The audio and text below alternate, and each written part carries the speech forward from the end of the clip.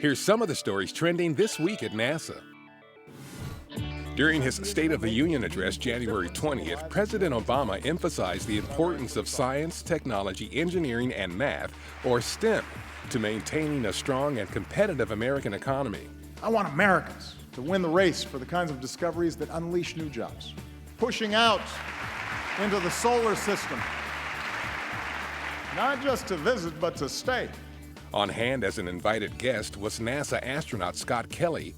And in 2 months, to prepare us for those missions, Scott Kelly will begin a year-long stay in space. So good luck, Captain.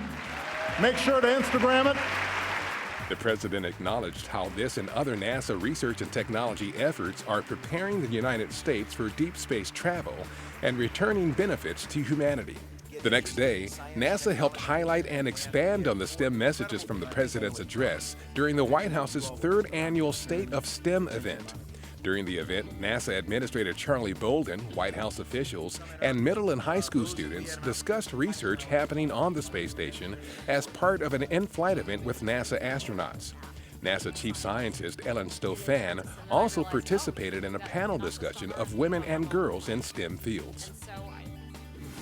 Also on January 21st, NASA's Technology Transfer Program released the 2015 edition of its annual Spinoff publication. Published every year since 1976, Spinoff highlights NASA initiatives that have resulted in technologies with commercial and societal benefits across the economy. To request free copies or download digital versions, go to spinoff.nasa.gov.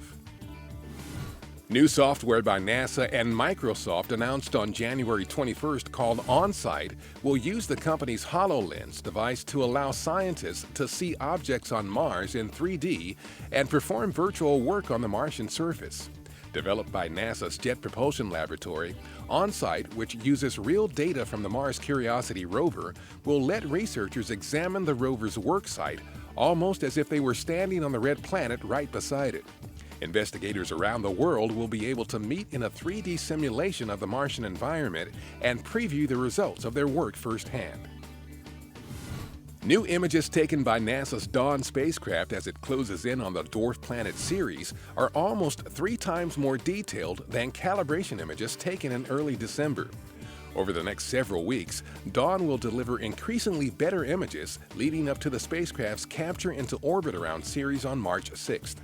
Dawn's arrival at Ceres for a 16-month study will mark the first time a spacecraft has ever visited a dwarf planet. NASA's Space Communications and Navigation, or SCAN program, hosted a workshop recently at NASA headquarters to review and assess emerging space navigation and communications technology for possible use on future missions and identify any potential knowledge and/or capability gaps that exist. The SCAN program is part of NASA's Human Exploration and Operations Mission Directorate. The 2014 Zero Robotics Championship recently took place aboard the International Space Station. The competition allows students to program robots aboard the ISS known as spheres to solve a challenge in microgravity, with station astronauts helping to conduct the championship.